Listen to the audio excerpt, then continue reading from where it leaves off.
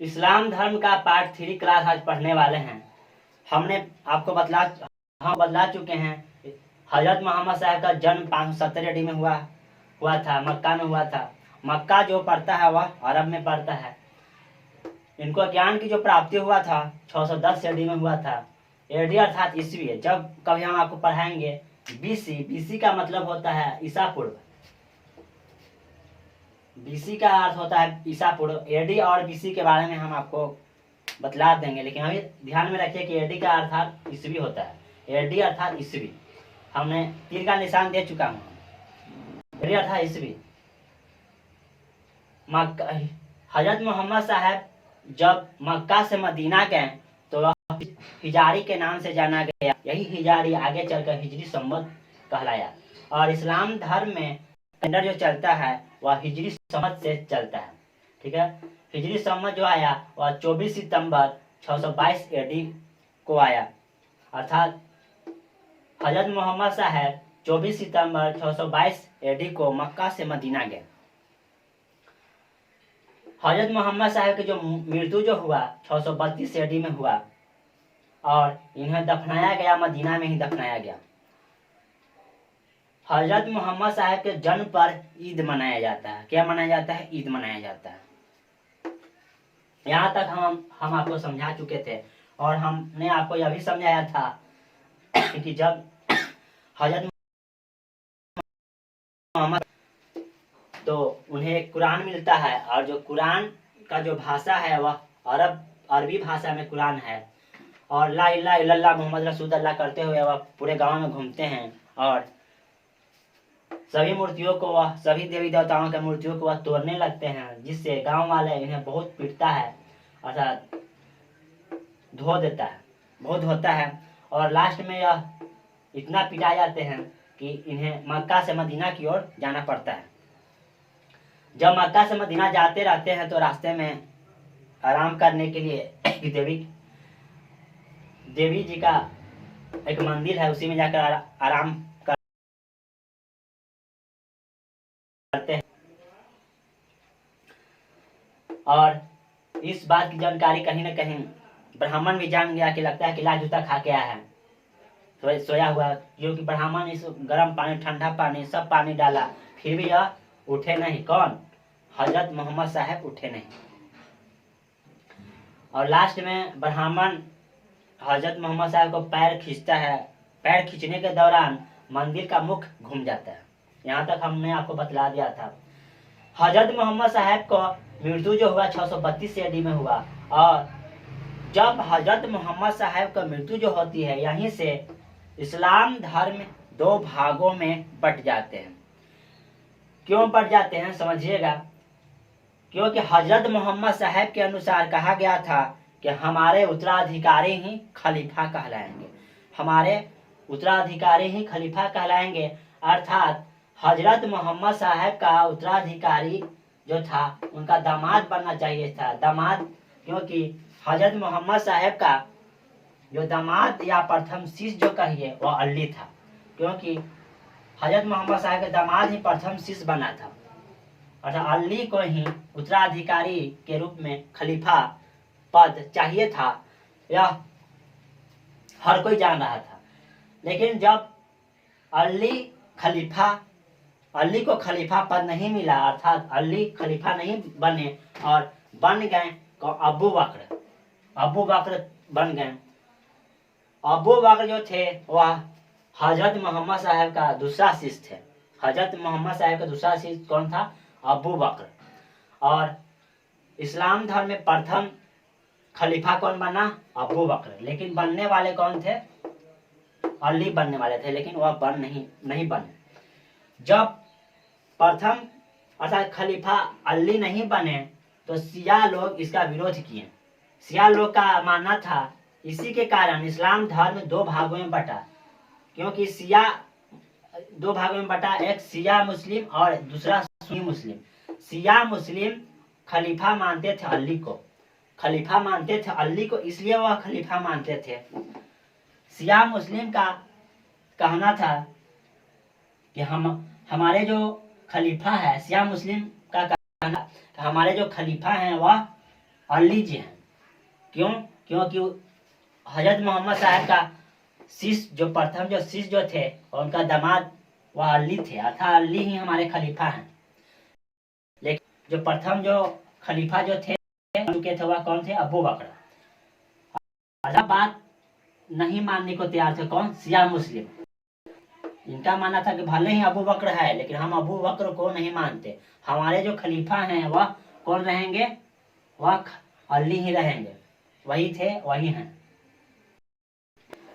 लेकिन सुन्नी मुसलमान अबू बकर को अपने खलीफा मानते थे। जो सुन्नी मुसलमान जो थे वह अबू बकर को अपने खलीफा मानते थे, लेकिन शिया मुसलमान खलीफा जो मानते थे अली को। इसी मुद्दा को लेकर शिया मुस्लिम और सुन्नी मुस्लिम में 200 वर्षों तक युद्ध चला और सुन्नी मुस्लिम शिया मुस्लिम को मारते थे और सुन्नी मुस्लिम यह मानते थे कि शिया मुस्लिम को मारना पाप नहीं है, और सुन्नी मुस्लिम शिया मुस्लिम को मारते थे तो जिहाद का नारा लगाते थे। किसका नारा? जिहाद। और यही जिहाद आगे चलकर जब हम मुगल वंश पढ़ेंगे तो मुगल वंश में जितने भी आक्रमणकारी जो होंगे, जो जिहाद का नारा लगाएंगे, वे सभी हिंदुओं को मारकर जिहाद का नारा लगाएंगे। अर्थात यही जिहाद आगे चलकर नारा लगाएंगे जब हिंदुओं को मारेंगे तब। और इस समय जिहाद का नारा किसको मारकर लगा रहे हैं? सुन्नी मुसलमान शिया मुसलमान को मारकर लगाते हैं। और सुन्नी मुसलमान का यह मानना था कि शिया मुस्लिम को मारना कोई पाप नहीं है, क्योंकि सुन्नियों का मानना था कि यह हमारा दुश्मन है। कौन? शिया मुस्लिम।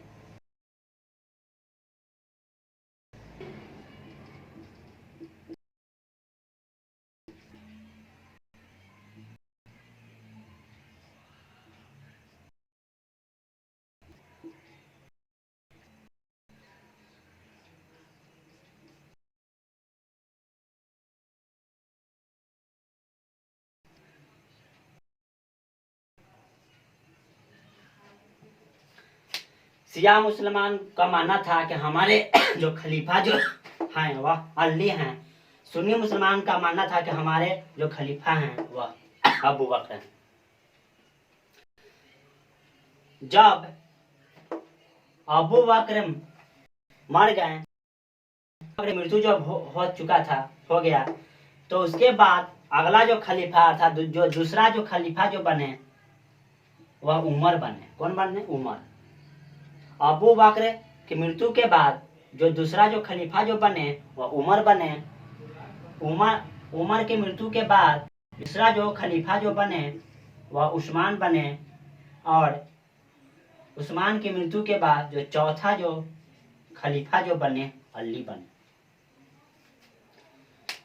अब शिया लोग खुश हो गए क्योंकि उनके जो शिया के अनुसार इनके खलीफा और चौथा जो खलीफा जो बने अली। अब जाकर शिया मुस्लिम खुश थे कि हमारे खलीफा जो होना चाहिए था वह आ गए।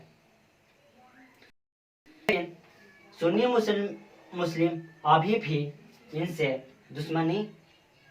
दुश्मनी था और सुन्नी मुस्लिम इन्हें आज भी इनसे दुश्मनी में एक दूसरे के खून के प्यासे थे। जब अली खलीफा का मृत्यु जो होता है 661 ईस्वी में होता है। अली का मृत्यु होता है 661 ईस्वी में होता है। अली का एक पुत्र था जिसका नाम था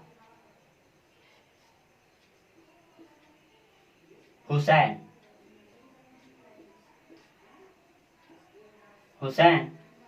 661 ईस्वी में अली की मृत्यु हो जाती है। करवा देता है कोई इनका मृत्यु चाकू घोंपकर। जब अली की मृत्यु हो जाती है तो हर कोई जानता है कि अगला जो खलीफा जो बनेगा वह इनका पुत्र बनेगा। अली का पुत्र जो था वह हुसैन था। अगला जो खलीफा बनने वाला था वह हुसैन बनने वाला था। यह बात हर कोई जान रहा था। लेकिन यहाँ पर बात ही पलट जाता है। क्या होता है आइए समझते हैं। बगदाद का शासक अब्बासी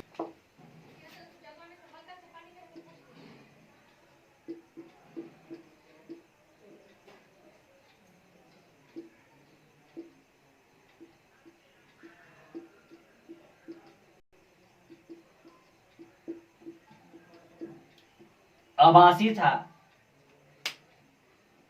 जब अली की मृत्यु हो गया था 661 ईस्वी में, बगदाद का इराक की राजधानी बगदाद है। अब्बासी संदेश भेजता है शिया मुस्लिम के पास। किसके पास? शिया मुस्लिम के पास बगदाद का शासक अब्बासी संदेश पहुंच जाता है और संदेश में लिखता है कि हमारे पास हुसैन को भेजा जाए, हमारे पास हुसैन को भेजा जाए, उनसे जरूरी कुछ बात करना है। जो शिया मुस्लिम थे इस सूचना को दिए हुसैन को। शिया मुस्लिम जो थे इस बात की जो पहुंचाए किसके पास? हुसैन के पास पहुंचाए। और हुसैन जब बात को जब जानकारी मिली कि हमें बगदाद का शासक अब्बासी किसी कारणवश हमें बुलाया है जरूरी काम से, तो यह जाते हैं इसके पास, बगदाद का शासक अब्बासी के पास। तो बगदाद का शासक अब्बासी इन्हें करबला में ही चाकू घुपवा कर मरवा देता है। ठीक है, चाकू घुपवा कर मरवा देता है। इराक में ही एक स्थान है करबला।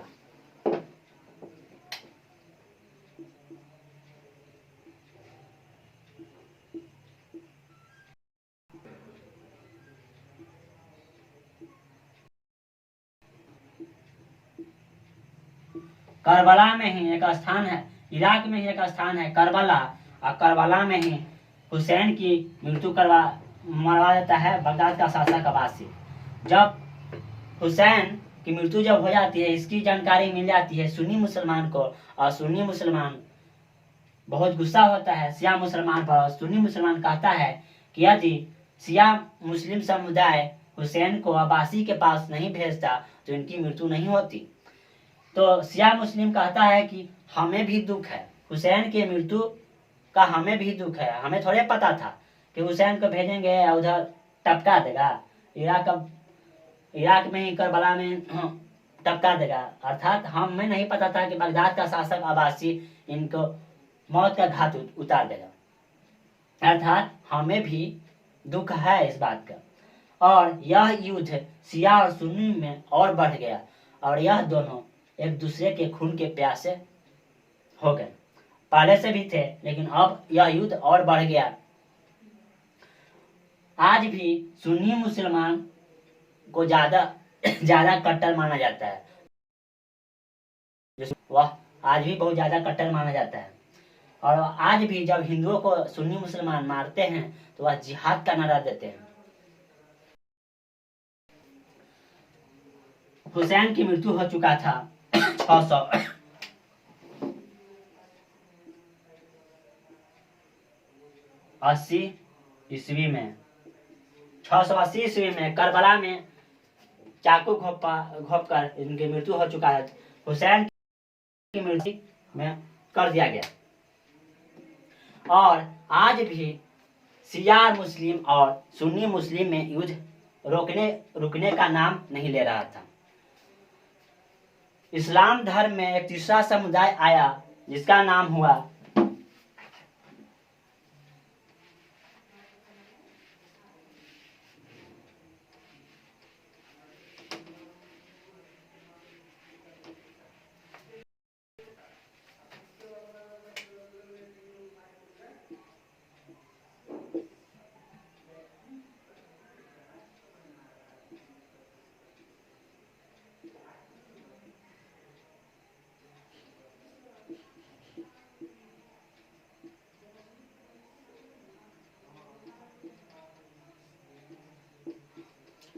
इस्लाम धर्म में तीसरा जो मुस्लिम समुदाय आया वह सूफी मुस्लिम समुदाय आया।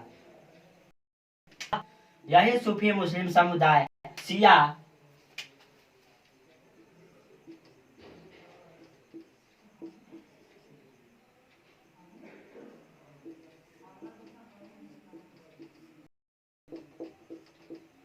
शिया मुस्लिम और सुन्नी मुस्लिम दोनों को बुलाता है। कौन? सूफी मुस्लिम समुदाय इन दोनों को बुलाता है अपने पास। और सूफी मुस्लिम समुदाय शिया मुस्लिम और सुन्नी मुस्लिम दोनों को अपने पास बुलाता है और कहता है कि कोई भी खलीफा बने हमें उससे कोई मतलब नहीं है। कोई भी खलीफा पद को ग्रहण करे हमें उससे कोई मतलब नहीं है। हम आपस में क्यों लड़ रहे हैं?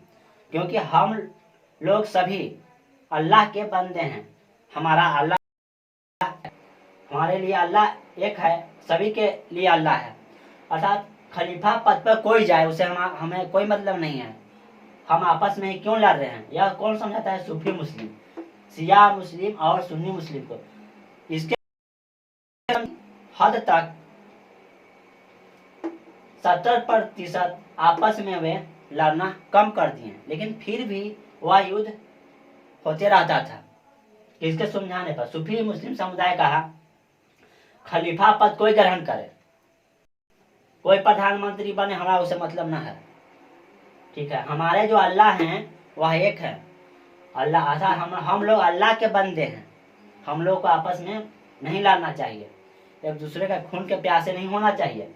यह सूफी मुस्लिम समुदाय कहता है। सूफी मुस्लिम समुदाय ही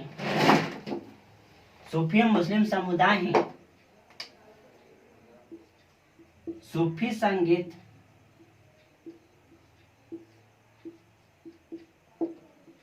लाए। सूफी संगीत लाने वाला जो है वह सूफी मुस्लिम समुदाय ही है। सूफी संगीत जो बजाए जाते हैं वह दरगाहों पर बजाए जाते हैं। देखिएगा, दरगाहों पर इस्लाम धर्म में इस दरगाहों पर सूफी संगीत बजाया जाता है। जो सूफी संगीत जो देने वाला है वह सूफी मुस्लिम समुदाय, अर्थात सूफी जो है वह सूफी मुस्लिम ही सूफी संगीत लाए। अर्थात जो सूफी संगीत जो बजाया जाता है वह दरगाहों पर बजाया जाता है। और दरगाह पर सूफी संगीत इसलिए बजाया जाता है, का माना जाता है कि सूफी संगीत बजाकर हम लोग अल्लाह को प्यार कर रहे हैं। मानना है सूफी मुस्लिम को। अर्थात सूफी संगीत देने वाले सूफी मुस्लिम हैं। अर्थात वे लोग दरगाहों पर सूफी संगीत बजाते हैं। इस्लाम धर्म में जो संगीत जो होता है वह सूफी संगीत के नाम से जाना जाता है। और सूफी संगीत देने वाला है सूफी मुस्लिम समुदाय। यह खलीफा पद जो चला यह 1924 तक चला। खलीफा पद को समाप्त करने वाला मुस्तफा कमाल पाशा इसको खत्म करता है। मुस्तफा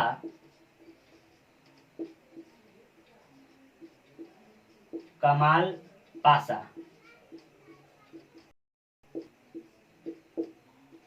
खलीफा पद को समाप्त करता है।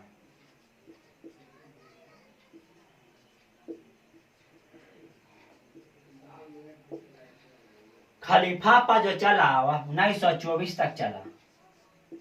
1924 तक चला खलीफा पद। आज का क्लास इतना ही होगा। नेक्स्ट क्लास में हम आपको इस्लाम धर्म के प्रश्नोत्तर क्लास देंगे।